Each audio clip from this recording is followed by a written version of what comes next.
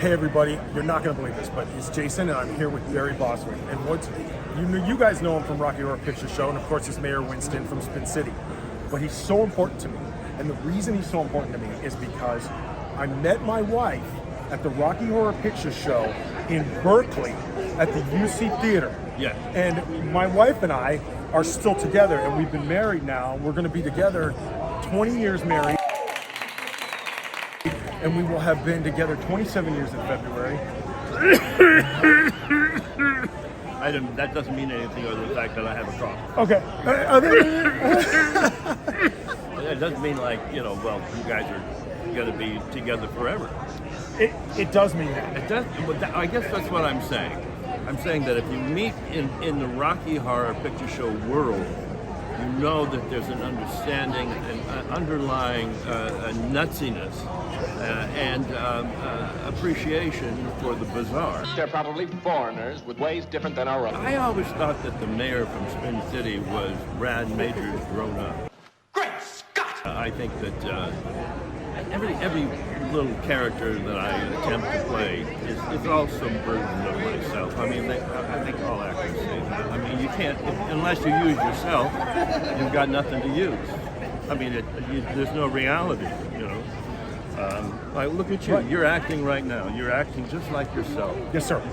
And what would you do if you weren't if you had to act somebody different than you? Right. Would you change your voice? Yes. And what would it sound like?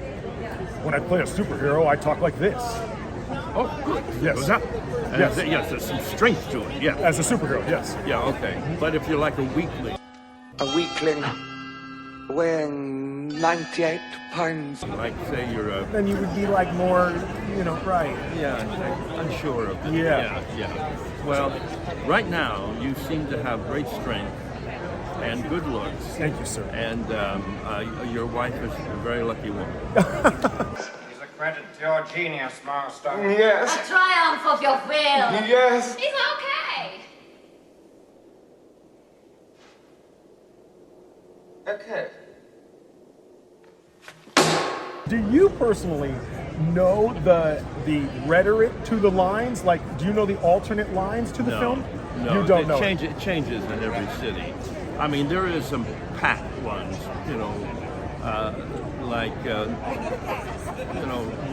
like buy an umbrella, you dumb bitch. Yes, it's raining. And what they call us, when I kick the tire. That's how our nicknames came about, by just the fans, yelling it at us at the screen. And but no, I don't. I know the people who do it on stage now. Yeah. They have to put up with that. The audiences for the stage production Right. yell at the characters on the stage. I just saw a little theater version of it in a town called Eustis, Florida. It's probably some kind of hunting lodge for rich weirdos. And I talked to the cast beforehand, and I said, what are you going to do in all that? And they said, we've already come up with alternate lines because we somewhat know what the audience is going to throw at us because of what you're saying. There's a packed kind of response.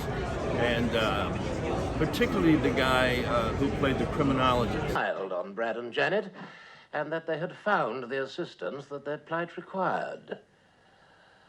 Or had they? I said, you better have a lot of Right. stuff on the banks, so Right. that you can throw it back at them. And I haven't had to deal with that. Right. Thank God. Now I'm 6'4" and you're also 6'4". I was 6'4", and my doctor says I'm 6'2.5" now. You'll get. I don't believe that. No, you'll get shorter Okay. too. Did you ever run into height problems? Because sometimes I hear I'm too tall for the scene. Did you ever have that? Yeah, no. Well, when I was a dancer way back in the beginning, I think I got fired from a couple of jobs because they always tried to put me on the end with the other tall guy, and it never worked out because I was always not quite in step. I just look different like you. It's just a whole different thing. Right. I've never been rejected for a part, I think, because of my height, acting part. Right. from what I know, but you know, you don't know why you're getting it, when you're getting it, you know, all Right. that, and what is holding you back from getting it. Sure. And let me ask you one more thing. Some of the things that you have brought with you today at Stockton Con and for your appearances, you've created some of of these. Sure. And people can come and get a hand-created item from you. Yeah. Can you show us one of those? Yeah, sure. Can we? Right here, like the link down there. And you made these. I made these clocks, you know, with different Rocky Horror things on them. If you'll just follow me this way. I make these jewelry because I'm a potter by avocation. I make jewelry. Wow. With different sayings, you know, from Rocky Horror. Be it, don't dream it's be it. Don't dream it. Be it. When you make these clocks, can someone buy these from you online? Is this Yeah. something that they can get from you? Yeah, BarryBostwick.com. BarryBostwick.com. Well, how lucky I am to get to talk to Mr. Barry Bostwick. Thank you for your time, sir. Thank you. Thank you. We'll see you soon.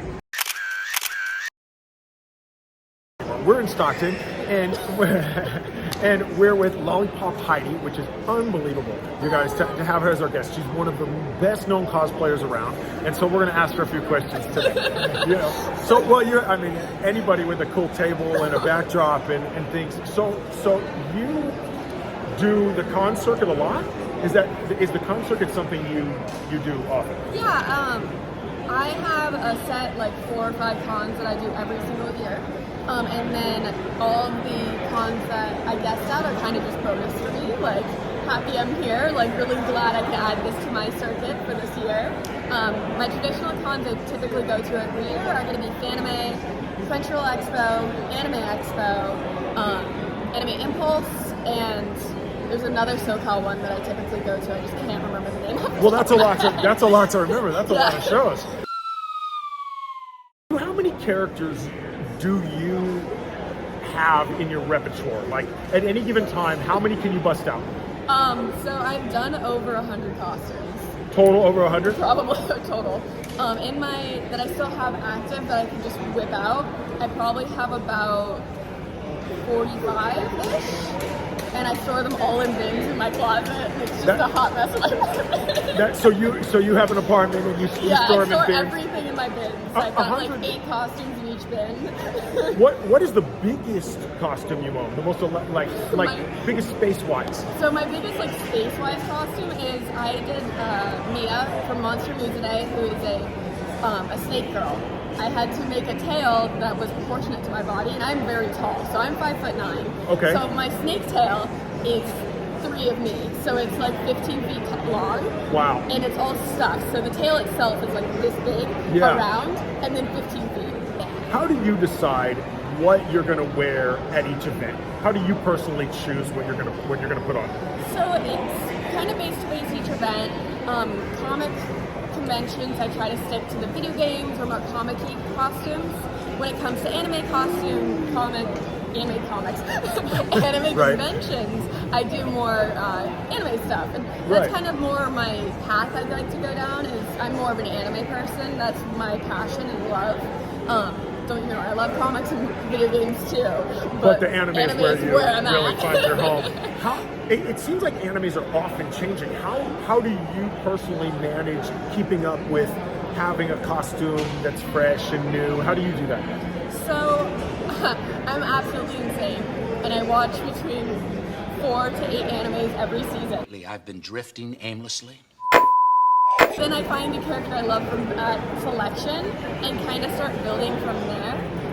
But I also do my kind of more well-known characters that are series that people know. So Pokemon or One Piece is still going, so that's technically still relevant. Has there ever been a costume that somebody came up to you at an event and said, you should be perfect for this, and you actually did it? I've actually done that a few times. I love when people suggest costumes for me because it makes me go out of my way to find more about that character. Okay. And, like, watch a series or play video games. Like, Cammy from Street Fighter is actually one of those for me. Someone came up to me and was like, you're a professional dancer, you can hit all those kicks, you should be Cammy. And I was like, I will do that. I couldn't agree more, actually. I do play a little Street Fighter, so I knew the character already. Sure. But I was like, let me get into the lore of Candy, and I went like for like a week straight of like Googling everything about it, reading the story plots, the different lines to really delve into the character. Do you make all your costumes? So me and my mom make my costumes together. Oh, We're okay. a mother-daughter team. She Okay. hates going to events and being behind cameras and stuff. So she's like, you could just stop telling people that we make full set. I'm like, but that's what we do. That's legitimately how it's made, So, right? A lot of these costumes are made by us as a team together. I focus on the wigs, props. She does the sewing side. Okay. I do some sewing, very little, but if she's patterning stuff and all of that side, while I can hand sew something together. And that's how we make all of our costumes. Knowing the backgrounds of the characters, does it help you and your mom create a better outfit? I think so, in my opinion. Okay. Because it creates a more knowledge to why the character looks that way. Oh, I love it. So you have a lot of looks and a lot of photos here. Yes. Do you have one that is more popular than others? So a lot of my One Piece stuff is pretty popular. Okay. I think that's because of two reasons. One, I've been cosplaying One Piece for years. Okay. Like that's one of my. You have that I love down. it. I've been watching, reading it since middle school. Like I started from the beginning, and here we still are. We're at the very last arc. I'm really excited. But I also I do a lot of One Piece, and it's a well-known series, so people recognize it very easily. And it's fun to talk and geek out about One Piece. So that's really the property, right? That's my especially my current obsession with it. How the series is right now. It's just we've been waiting for 25 years for this moment. Here we are. Do you offer your photos and your One Piece stuff? Do you offer that online? Can people buy those from you? I do have a Gumroad where you can buy a digital set and then you can print them yourself, or you can keep them on your computer as phone backgrounds, however you want. And you get 5 or 6 photos from that full set that just downloads straight to your computer. Let's say they want you to sign one. Would that be something they could get from you? Yeah, it is. I do have offers for signatures on my Gumroad as well. Okay. Whether you want to buy a physical copy of a print, just message me and I can arrange it so that we can get the exact one that you want. And if they want to follow you online, how would they do that? All my handles are Lollipop Heidi 13. Except on Facebook, it's Lollipop Heidi Cosplay. Lollipop Heidi Cosplay. But Twitch, Instagram, Twitter, Discord, all of it's Lollipop Heidi 13. Lollipop Heidi 13. Yep. For 13. Yeah. You got it. There it is, folks. Thank you for taking the time to be with us today. Thank you for interviewing me. We'll see you guys soon. Bye. Thanks for watching.